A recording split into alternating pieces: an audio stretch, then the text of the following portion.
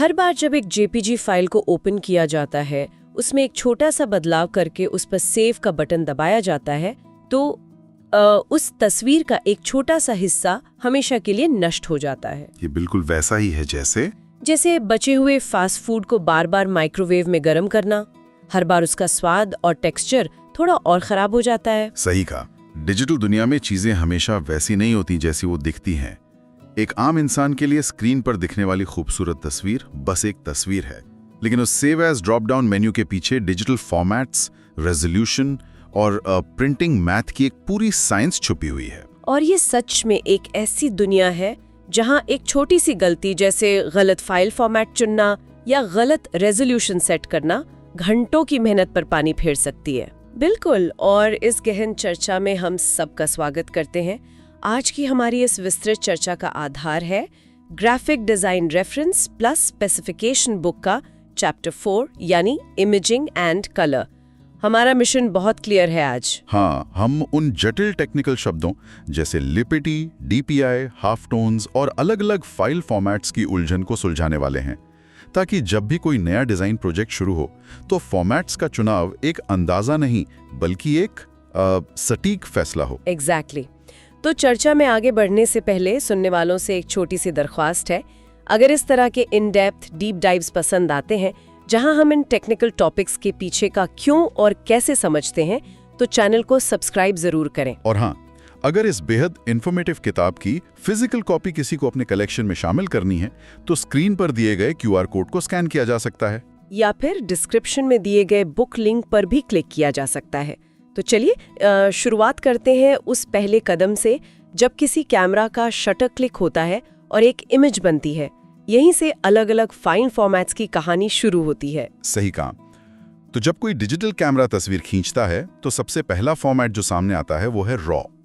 Professional cameras इस format का विकल्प देते हैं, जिसे हम एक तरह का डिजिटल नेगेटिव कह सकते हैं, राइट? बिल्कुल सही। जब लाइट कैमरा के लेंस से होकर सेंसर पर पड़ती है तो रॉ फॉर्मेट उस पूरे के पूरे डेटा को बिना किसी कंप्रेशन या छेड़छाड़ के कैप्चर कर लेता है। मतलब उसमें इतनी डिटेल्स होती हैं जो शायद इंसानी आंख उस वक्त देख भी नहीं रही होती। हाँ, एकदम। इसीलिए एक स्टैंडर्ड हाई मेगापिक्सल कैमरा से निकली एक रॉ फाइल आराम से 40 से 50 मेगाबाइट तक की हो सकती है। Okay, let's unpack this.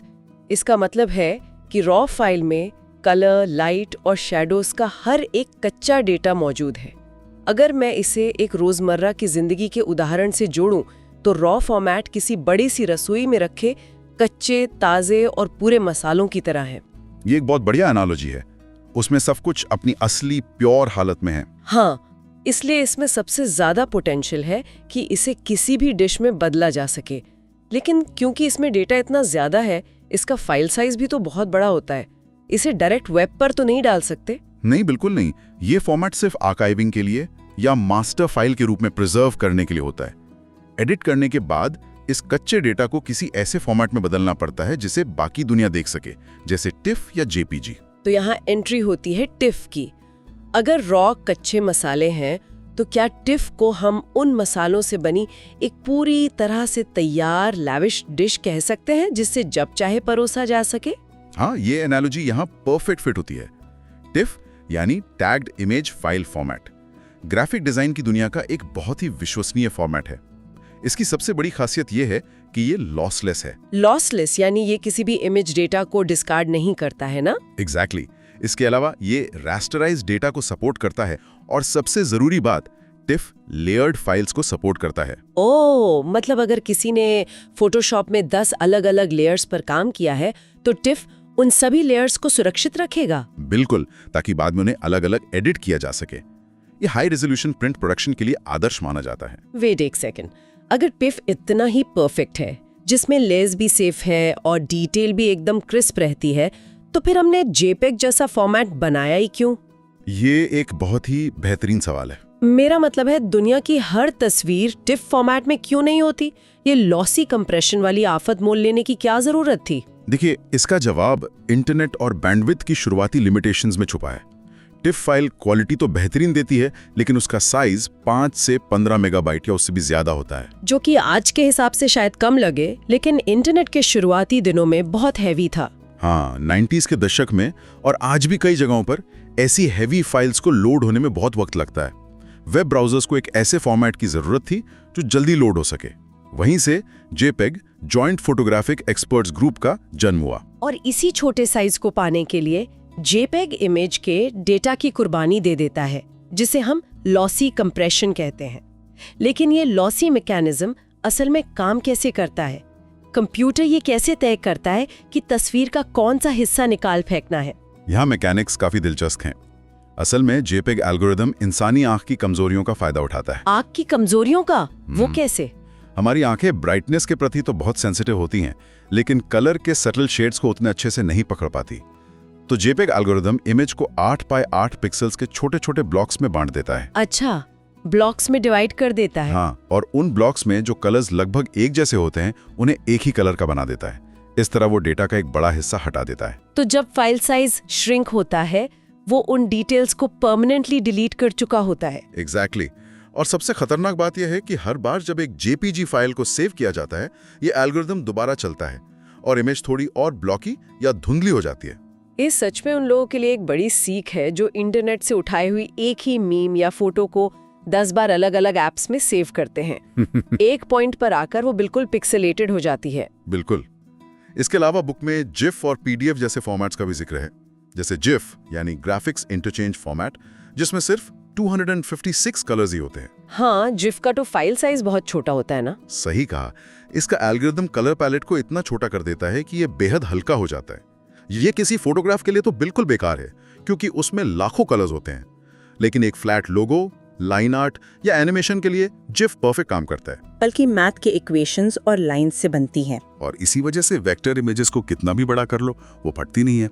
और पीडीएफ यानी पोर्टेबल डॉक्यूमेंट फॉर्मेट तो आज क्रॉस प्लेटफॉर्म डॉक्यूमेंट शेयरिंग का यूनिवर्सल स्टैंडर्ड बन ही चुका है। चलिए मान लीजिए हमने एक परफेक्ट टिफ फॉर्मेट चुन लिया, कलर्स रिच हैं, लेयर्स सेफ हैं, लेकिन तभी क्लाइंट का फोन आता है और वो कहता है हमें ये तस्वीर वेबसाइट के थंबनेल के लिए भी चाहिए और अगले हफ्ते एक बड़े बिलबोर्ड के लिए भी। ये तो हर डिजाइनर का रोज का स्ट्रगल है। वही ना। तो क्या हमारी वो परफेक्ट फाइल इस खींचतान को झेल पाएगी? जब हम साइज के साथ छेड़छाड़ करते हैं तो मैथमेटिक्स कैसे बदल जाता है? यहाँ स्केलिंग का वो नियम आता है जो आमतौर पर लोगों को कंफ्यूज कर देता है। जब किसी स्कैन्ड फोटो को छोटा किया जाता है यानी रिड्यूस किया जाता है, तो उसकी क्लैरिटी और शार्पनेस बढ़ जाती है। होल्ड ऑन, यहाँ बात थोड़ी काउंटर इंट्यूटिव लग रही है। आम सोच तो ये कहती है कि चीजों को छोटा करने पर उनकी डिटेल्स दब जाएंगी या गायब हो जाएंगी, लेकिन यहाँ मैथमेटिक्स उल्टा चल रहा है। इमेज सिकुड़ने पर और ज्यादा शार्प कैसे हो सकती है? इसे समझने के लिए एक विजुअल इमेजिन करना पड़ेगा। सोचिए कि 1 इंच का छोटा सा डब्बा है और उसके अंदर 300 छोटे छोटे डॉट्स हैं। ये हुआ 300 DPI यानी डॉट्स पर इंच। ठीक है, समझ गई। अब अगर उस इमेज को 50% रिड्यूस कर दिया जाए यानी डब्बे को आधा कर दिया जाए, तो वो 300 डॉट्स गायब नहीं होते। ओह, वो उस आधी जगह में और ज्यादा टाइटली पैक हो जाते हैं। एग्जैक्टली। नतीजा ये होता है कि रेजोल्यूशन बढ़कर 600 DPI हो जाता है और तस्वीर एकदम शार्प दिखती है। ओह वाओ, अब समझ आया। डॉट्स वही हैं, बस कितनी जगह में फैलेंगे ये तय करता है कि इमेज कितनी क्रिस्प होगी। और अगर हम उस 1 इंच के डब्बे को खींचकर 2 इंच का कर दें, तो वही 300 डॉट्स अब दुगनी जगह में फैल जाएंगे, जिससे उनके बीच गैप आ जाएगा और रेजोल्यूशन गिरकर 150 DPI रह जाएगा। इस मैथ का इस्तेमाल करके स्केलिंग का परसेंटेज निकालने का एक सिंपल फॉर्मूला भी इस चैप्टर में दिया गया है। नया आकार मल्टीप्लाइड बाय 100 डिवाइडेड बाय पुराना आकार। बिल्कुल। एग्जैक्ट कैलकुलेशन के बिना वेब डिजाइनर्स अपना काम नहीं कर सकते। वेब पर लेआउट ना टूटे, इसके लिए स्टैंडर्ड डिजिटल साइजेस को समझना जरूरी है। जैसे वेब डिजाइनर्स आमतौर पर थंबनेल को 150 पिक्सेल्स या उससे छोटा रखते हैं। हाँ, और उसके बाद स्मॉल इमेजेस होती हैं जो 240 पिक्सेल्स तक होती हैं। मीडियम साइज की इमेजेस लगभग 460 पिक्सेल्स की होती हैं। ये साइज स्टैंडर्ड ब्लॉक फॉर्मेट के टेक्स्ट कॉलम के बीच में एकदम फिट बैठता है। और लार्ज इमेजेस 520 पिक्सेल्स और वेरी लार्ज 800 पिक्सेल्स तक जाती हैं। और इन सभी वेब इमेजेस के लिए बेस्ट प्रैक्टिस यही मानी जाती है कि इनका रेजोल्यूशन 72 DPI रखा जाए। सही कहा। ऐसा इसलिए क्योंकि हिस्टोरिकली कंप्यूटर मॉनिटर्स की डिस्प्ले लिमिट ही 72 पिक्सेल्स पर इंच होती थी। हालांकि आजकल रेटिना और 4K डिस्प्लेज आ गए हैं। लेकिन लोडिंग स्पीड और फाइल साइज को कंट्रोल में रखने के लिए अभी भी ज्यादातर इमेजेस इसी स्टैंडर्ड पर कंप्रेस की जाती हैं। स्क्रीन तक तो ये 72 DPI का नियम बिल्कुल सही काम करता है, लेकिन असली चुनौती तब शुरू होती है जब इस डिजिटल डेटा को स्क्रीन से निकालकर असली फिजिकल कागज पर उतारना होता है। वहाँ पिक्सेल्स काम नहीं आते, वहाँ डॉट्स काम आते हैं। यहाँ से हम एंटर करते हैं प्रिंट की मैकेनिक्स में, जिसे हाफ टोन्स और डुओटोन्स कहा जाता है। यहाँ मेरे दिमाग में एक सवाल आता है, एक प्रिंटिंग प्रेस सीधे सीधे एक ग्रे या हल्की ब्लैक तस्वीर क्यों नहीं छाप सकती? उसे डॉट्स की जरूरत ही क्यों पड़ती है? देखिए, ये प्रिंटिंग टेक्नोलॉजी की एक बहुत बड़ी फिजिकल लिमिटेशन है। एक ऑफसेट प्रिंटिंग प्रेस के पास ग्रे या लाइट ब्लैक इंक नहीं होती। अच्छा, तो वो शेड्स कैसे बनाते हैं? उसके पास सिर्फ एक सॉलिड ब्लैक इंक होती है जो या तो 100% छपेगी या बिल्कुल नहीं छपेगी। अब सवाल ये है कि एक ऐसी तस्वीर जिसमें लाखों शेड्स ऑफ ग्रे हैं, उसे एक सॉलिड ब्लैक इंक से कैसे छापा जाए? इसके लिए ही हाफ टोन स्क्रीन का आविष्कार किया गया होगा। बिल्कुल, ये एक ऑप्टिकल इल्यूजन यानी आंखों का धोखा है। तो मतलब वो कंटिन्यूस टोन वाली इमेज को छोटे छोटे प्रिंटेबल डॉट्स में तोड़ देता है। हाँ, हाफ टोन प्रोसेस इमेज को अलग अलग आकार के डॉट्स में बदल देता है। जहां तस्वीर डार्क होती है वहां बड़े ब्लैक डॉट्स होते हैं, जहां तस्वीर लाइट होती है वहां बेहद छोटे डॉट्स होते हैं जिनके बीच से सफेद कागज दिखाई देता है। और हमारी आंखें जब उसे दूर से देखती हैं तो वो सफेद कागज और ब्लैक डॉट्स मिलके दिमाग में ग्रे होने का इल्यूजन पैदा करते हैं। क्या बात है। और इन डॉट्स की डेंसिटी को LPI यानी लाइंस पर इंच में नापा जाता है। इसे ऐसे भी समझा जा सकता है कि हाई LPI एक मॉडर्न 4K टीवी की तरह है। अगर स्क्रीन रूलिंग 175 या 200 LPI है तो 1 इंच में बहुत सारे छोटे छोटे डॉट्स होंगे जो एकदम क्रिस्प और हाईली डिटेल्ड इमेज देंगे। सही एनालॉजी है। वहीं लो LPI पुराने 8-बिट वीडियो गेम्स की तरह है, जैसे 55 या 85 LPI, जिसमें डॉट्स काफी बड़े होते हैं और डिटेल कम होती है। लेकिन यहाँ कागज का रोल सबसे बड़ा गेम चेंजर है ना? हम हर LPI को किसी भी कागज पर प्रिंट नहीं कर सकते। बिल्कुल नहीं। कागज की फिजिक्स स्याही को पूरी तरह से डिक्टेट करती है। इसे डॉट गेन के कॉन्सेप्ट से समझना पड़ेगा। अगर कोटेड, ग्लॉसी और कम सोखने वाले कागज का इस्तेमाल किया जा रहा है तो वहां हाई LPI यूज किए जा सकते हैं, क्योंकि वो कागज स्याही को फैलने नहीं देता, राइट? एग्जैक्टली। लेकिन अगर प्रिंटिंग न्यूज प्रिंट यानी अखबार के सस्ते कागज पर हो रही है तो वो कागज एक स्पंज की तरह काम करता है। ओह, यानी वो स्याही को सोख कर फैला देगा। अगर अखबार वाले कागज पर छोटे छोटे हाई LPI डॉट्स प्रिंट किए गए तो स्याही फैलकर आपस में मिल जाएगी और तस्वीर बिल्कुल कीचड़ जैसी धुंधली हो जाएगी। सही पकड़ा आपने। इसीलिए वहां जानबूझकर लो LPI यानी बड़े डॉट्स का इस्तेमाल किया जाता है ताकि स्याही को फैलने की जगह मिल सके। ये डिटेल सच में माइंड ब्लोइंग है। मतलब पेपर टाइप पहले से पता होना चाहिए। और इसके अलावा चैप्टर में डुओटोन का भी जिक्र है जो देखने में बेहद आर्टिस्टिक लगता है। ड्यूटोन दरअसल 2 रंगों में छपने वाला हाफ टोन ही है। आमतौर पर इसमें एक प्लेट काली होती है और दूसरी प्लेट किसी और रंग की। तो अब काली प्लेट का काम होता है इमेज के डार्क शैडोज और हाइलाइट्स को पकड़ना। हाँ, जबकि दूसरे रंग की प्लेट मिड टोन्स को कवर करती है। जब ये दोनों मिलती हैं तो इमेज में एक ऐसी गहराई और रिचनेस आती है जो आम ब्लैक एंड व्हाइट तस्वीर में कभी नहीं आ सकती। एक परफेक्ट प्रिंट लाने की ये पूरी मेहनत तभी सफल हो सकती है जब हमारा डिजिटल इनपुट सही हो, और उस इनपुट को सही बनाने का काम तब होता है जब हम इमेज को स्कैन करते हैं। तो आइए बात करते हैं द मैथ ऑफ स्कैनिंग और एड स्टैंडर्ड्स की। ये बहुत जरूरी टॉपिक है। लोग अक्सर सोचते हैं बस हाईएस्ट सेटिंग पे स्कैन कर लो, सबसे बेस्ट क्वालिटी मिल जाएगी। लेकिन हमने अभी सीखा कि ज्यादा डेटा का मतलब बेहतर इमेज नहीं, बल्कि एक स्लो कंप्यूटर और हैवी फाइल होता है। बिल्कुल। स्कैनिंग एक गैस वर्क नहीं है, ये पूरी तरह से आउटपुट पर निर्भर करता है। अगर इमेज सिर्फ मॉनिटर पर या प्रेजेंटेशन में दिखानी है तो 72 DPI पर स्कैन करना ही समझदारी है। लेकिन कमर्शियल ऑफसेट प्रिंटिंग के लिए एक यूनिवर्सल फॉर्मूला बनाया गया है जिसे नाइक्विस्ट थ्योरम के सिंप्लीफाइड वर्जन के रूप में देखा जा सकता है। वो रूल है स्कैनिंग रेजोल्यूशन फाइनल आउटपुट की हाफ टोन LPI का बिल्कुल दुगना होना चाहिए। एग्जैक्टली। LPI का डबल। LPI का डबल। ये फ्रेज हर डिजाइनर के दिमाग में छप जाना चाहिए।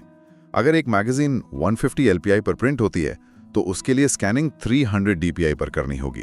पर LPI का डबल ही क्यों? क्या मैथ है इसके पीछे?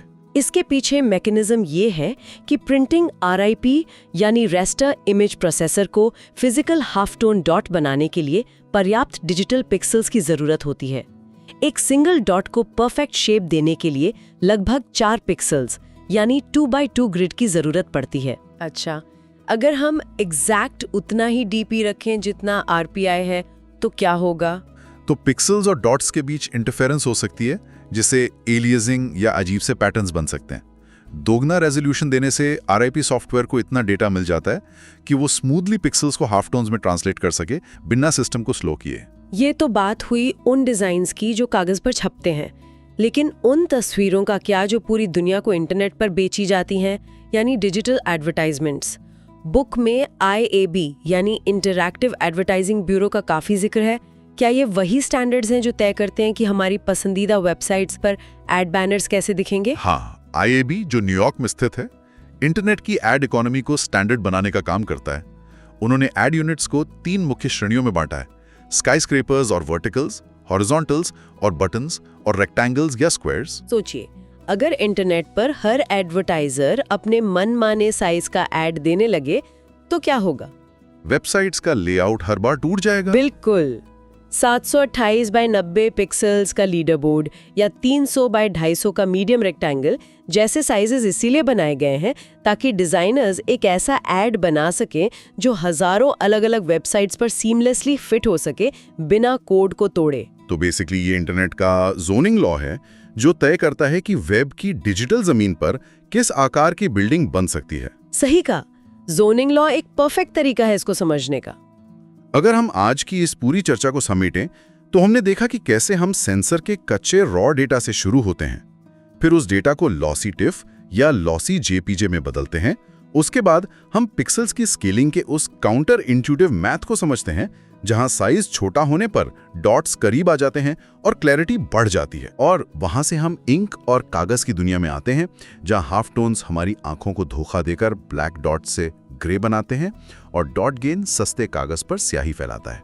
और आखिर में इंटरनेट को स्मूथली चलाने वाले IAB के वेब स्टैंडर्ड्स। ये आपस में जुड़ी हुई एक ऐसी सप्लाई चेन है जहां एक छोटी सी गलती फाइनल प्रोडक्ट को बर्बाद कर सकती है। इन मैकेनिक्स का ज्ञान एक ऑर्डिनरी डिजाइनर को एक मास्टर क्राफ्ट्समैन बनाता है। और इस डीप डाइव को खत्म करने से पहले उस पहले पॉइंट पर वापस आते हैं जिसने मुझे सच में आगे सोचने पर मजबूर कर दिया। हमने शुरू में बात की थी JPEG के लॉसी कंप्रेशन के बारे में कि कैसे हर बार सेव करने पर वो अपना डेटा डिस्कार्ड कर देता है। हाँ, इस ऑब्जर्वेशन से एक बहुत ही गहरा सवाल पैदा होता है। अगर हम इंटरनेट के आकार को देखें, जहां हर रोज करोड़ों इमेजेस शेयर हो रही हैं, डाउनलोड की जा रही हैं, मीम्स बनाने के लिए उन्हें कंप्रेस करके किसी नए ऐप पर अपलोड किया जा रहा है, हर स्टेप पर उनका कंप्रेशन एल्गोरिथम चल रहा है। एग्जैक्टली, हर बार डेटा लॉस हो रहा है। और अब तो आर्टिफिशियल इंटेलिजेंस भी इन्हीं हाईली कंप्रेस्ड डिग्रेडेड इमेजेस को स्क्रैप करके अपने नए विजुअल्स ट्रेन कर रहा है।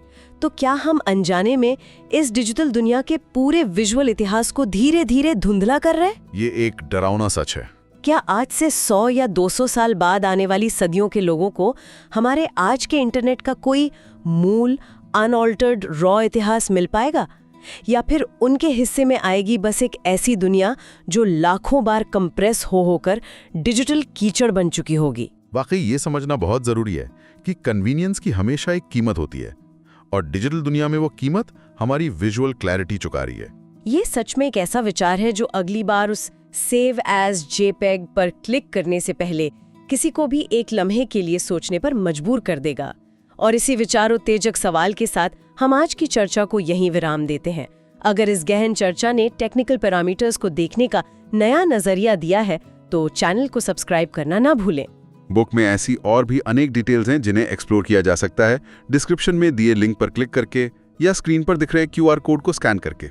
अगली चर्चा तक के लिए keep exploring, keep questioning and keep designing smart.